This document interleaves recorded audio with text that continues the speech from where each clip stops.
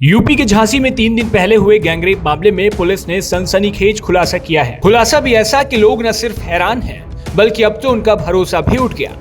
बता दें कि झांसी के प्रेमनगर थाना क्षेत्र के बिजौली इलाके में एक किशोरी ने 20 अगस्त की रात पुलिस को जब यह बताया कि उसके साथ 3 आरोपियों ने शादी करने के बाद गैंगरेप की वारदात को अंजाम दिया, तो पुलिस महकमे में हड़कंप मच गया।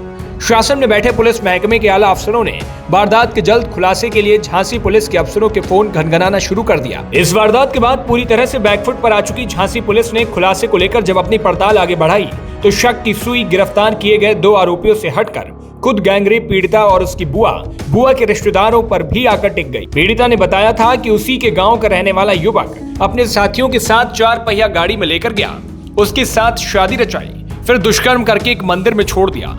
लेकिन पुलिस ने जब ग्राम प्रधान के घर के बाहर लगे सीसीटीवी कैमरे चेक करवाए, तो सुबह 7 से 11 बजे तक कोई 4 पहिया गाड़ी नहीं आई। इसके बाद गुरुवार देर रात एसएसपी ने इस सनसनीखेज वारदात का खुलासा किया, तो हर कोई सन्न था। दरअसल ये पूरा मामला ही फर्जी था। बॉयफ्रेंड के चक्कर में पूरी झूठी कहानी गढ़ी गई। नाबालिग किशोरी ने खुद ही मांग में सिंदूर लगाया और पैरों में बिछिया पहनी।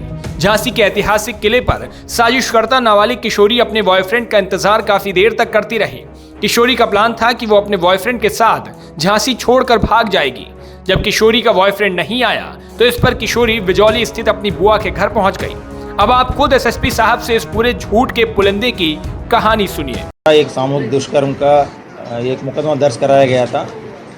दर्ज करने के पश्चात जो नामजद अभियुक्त थे, उन दोनों को पुलिस ने पकड़ के पूछताछ शुरू की थी।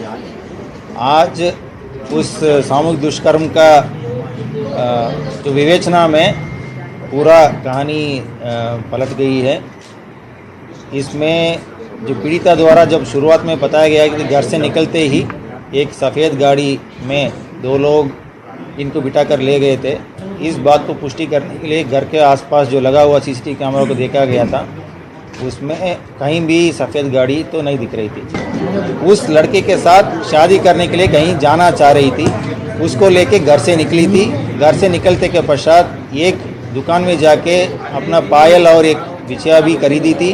खरीदने के बाद किले में जाके उस लड़के को आने के लिए इंतज़ार कर रही थी। जब वो लड़का नहीं आया है, ये वापस अपना घर ना पहुंचकर बुआ का घर पहुंच गई थी।